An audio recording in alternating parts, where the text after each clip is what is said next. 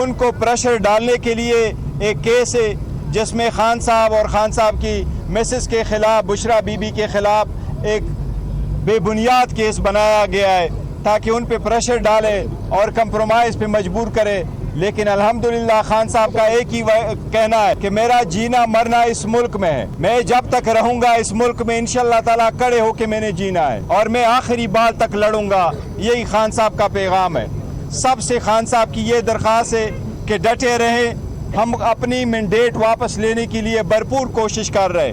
کے پی کے میں بھی اسپیشل جلسہ ہوگا خان صاحب کی رہائی کے لیے اور اس کا عنوان ہوگا قیدی 804 کی رہائی.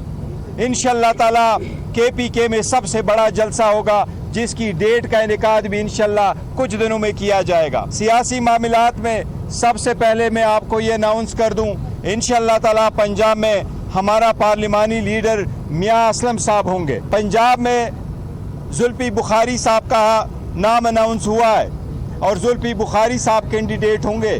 لیکن اگر کوئی اس کی اپیل میں فرق پڑتا ہے تو پھر ہم نے اناؤنس کیا ہے خان صاحب نے ہمارا کینڈیڈیٹ ہوگا انشاءاللہ علامہ راجہ ناصر صاحب ہمارے پنجاب سے کینڈیڈیٹ ہوں گے. ہم یہ ایک بات واضح کرنا چاہتے ہیں. لاسٹ ٹائم آپ کو یاد ہے میں نے یہاں کہا تھا کہ ڈونلڈ لو نے جو سٹیٹمنٹ دی ہے آج بھی وہ خان صاحب کے ساتھ ڈسکس ہوا ہے.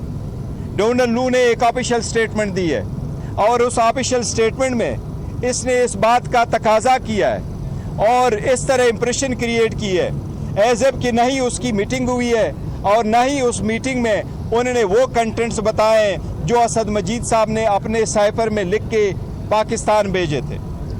اس لیے اس لیٹر میں یہی کنٹینٹس تھے کہ پاکستان کے معاملات میں انٹرفیرنس ہوئی ہے.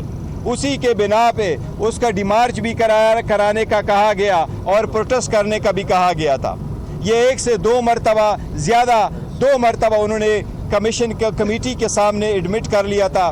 اس لیے ہم نے مطالبہ کیا تھا کہ اسد مجید آگے آ جائے, وہ اپنی سٹیٹمنٹ دے, دوبارہ اس کا اعادہ کرے کہ ان کے درمیان اور ڈونلڈ لو کے درمیان جو الفاظ کا تبادلہ ہوا تھا دونوں کے درمیان, اس نے جو ورڈ لکھے تھے وہ کہے کہ کیا ڈونلڈ لو نے یہ الفاظ کہے ہیں یا نہیں.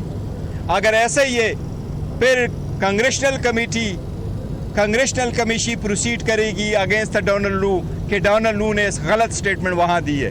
اس لیے ہم مطالبہ کرتے ایک بار پھر کہ اسد مجید اپنی سٹیٹمنٹ میڈیا کے سامنے آ کے کہے کہ اس کے درمیان اور ڈونلڈ لو کے درمیان ورڈنگ کے کیا الفاظ کا تناظر ہوا تھا تاکہ عوام جانے کہ وہ الفاظ کیا تھے.